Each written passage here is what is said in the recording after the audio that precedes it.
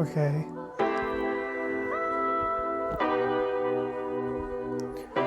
It's the night of the release of episode 3 when I'm recording this, and I'm not doing it off of a script.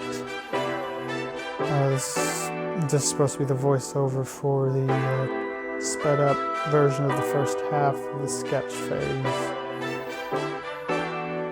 Kind of to help go into how I make my comic. So what you're seeing currently is the first half of the episode being sketched out in what I like to call the sketch phase. The sketch phase is basically like a redrafting. For everything up to a few episodes into the second volume, I've already drawn it all in a little drawing notebook, although much more shortened and less detailed, but enough to get the point. And whenever I've made the episodes never tend to be the exact same, so I redraft them. I basically create a new draft, which is probably why it takes so long. I should probably really just stick to my original draft, but then I have better ideas, so I improve. Anyway, I sketch it all out. They don't have to be perfect, but the more perfect they are, the faster it'll be to finish them in the last stage. So, first stage, I'll sketch them out as you're currently seeing. And this can take a quick time if it's like a simple page, but if I want to go into more details, like some later pages you'll see in this video, it takes time.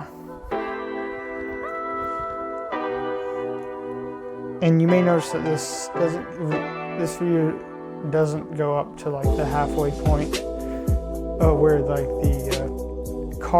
the title card is in the episode, because that part actually got streamed, and in the event that you wanted an archive of it, there is none. It contained a few spoilers for the episode, and I wanted it to be off, so I didn't bother archiving it. I'm sure somebody probably archived it, seeing as somebody always archives my stuff, whether I want them to or not. But moving on, after the sketch phase, I'll go back over the episode, and I'll go page by page, and I'll reference my little sheet in the top right corner for colors to match which shading I'm doing, whether it's a darkest, or the natural skin tone if it's fully lit. Same for colors of clothing and whatnot. And I'll fill in using the draft to create a final outline layer, because I'll outline the page just with a black pen, and then I'll fill it in with color and then adjust the outline color if need be. If you may notice in the second episode and a few parts of the first episode, Sakina's jacket is really dark and has a gray outline instead of a normal black.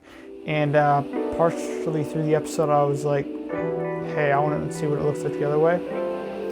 So for the second half of the episode, just about when you see her, the colors have been swapped, and on the palette I've respectively swapped the colors, because in my opinion it looks better to keep a black outline. And if I was going to do a thing where I had a non-colored outline, that was not me, was to use it. And I might go back in the files and completely redo it one day, and maybe like a polished version. But I'm not going back for those right now, because it's such an inconsequential detail. It's just a tiny swapping of colors that already are the colors of the jacket. Yeah, this episode took a little bit less than 2 months, which I'm happy about, because my goal for these episodes is to try to create them in 2 months or less. I have a good idea of how many episodes and volumes I want in the first season. of all the episodes I've got exact titles for and ideas for story that in a row. I've reached into volume 3, almost completed volume 3 for ideas wise. And that's good. I keep the title cards and their small descriptions on my phone in a little note application. So I can work on it on the go, so I can add new episode ideas that go back to back. I know that I want to get the entirety of volume 1 done prior to what would be the end of the 2022 semester for schools. Because there's a friend of mine I'd like to give a printed version of. If you didn't know, I plan to try to make limited printed versions of volume 1 and only volume 1, because after volume 1, style of the comic might change a little bit to fit more of a webcomic way.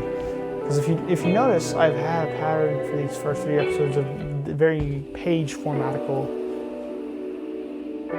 where they fit all within like a rectangular space where you could chop them up at exact intervals and have like pages. I've even created little PDFs for myself that I've uploaded to my Google Playbooks, where I can have like a book form of the episodes. I haven't done that for episode 3 yet. I probably will do that. I might release the PDFs on my Discord eventually.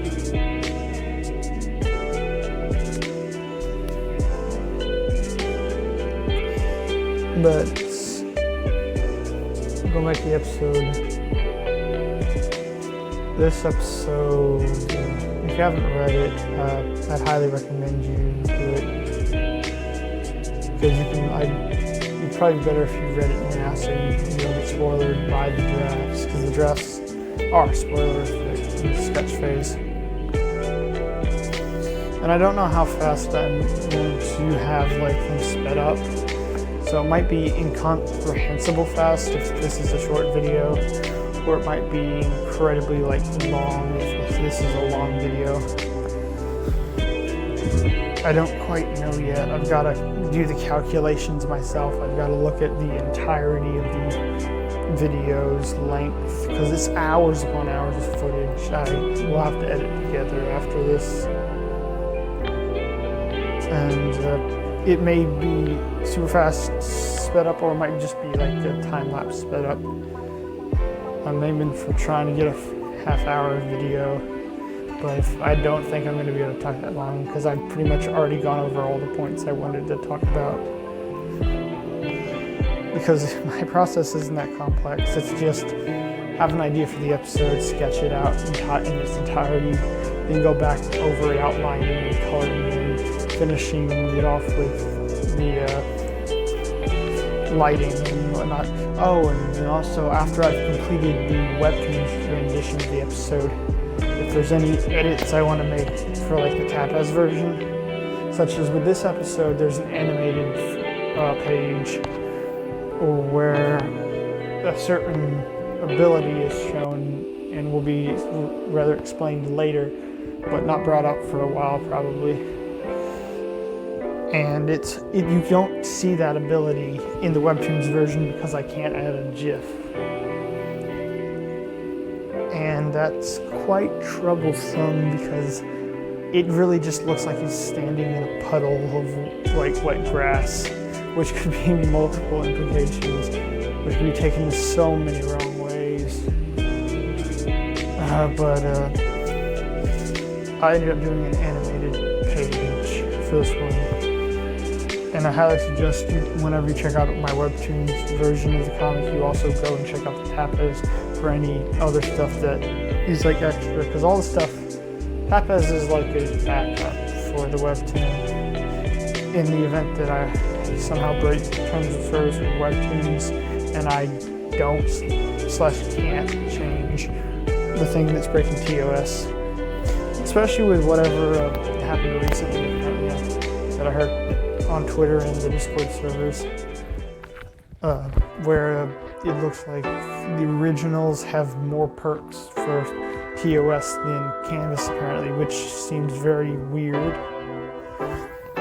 So maybe my comic might jump only to Tap As, or maybe I'll just release it on Twitter. I could just do it in Twitter threads and have it where nobody can reply.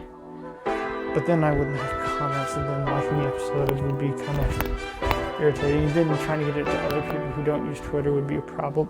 It's just another flawed plan, just like my creator tag that I thought of. Maybe I'll create a better form of it. I don't have the funds to keep a website running that's not run under a name like Google or Wix. Otherwise, I would have my own website for the comic. No, I'm saving up those funds for all the projects that come with the comic, such as the printed version and the potential in the future, once season 1's done, official comic dough. Because I will most likely be taking mostly out of my pocket, seeing as I don't want to spend into other people's money. I don't want people spending their money on the comic. I want it all to be free for everyone. I want.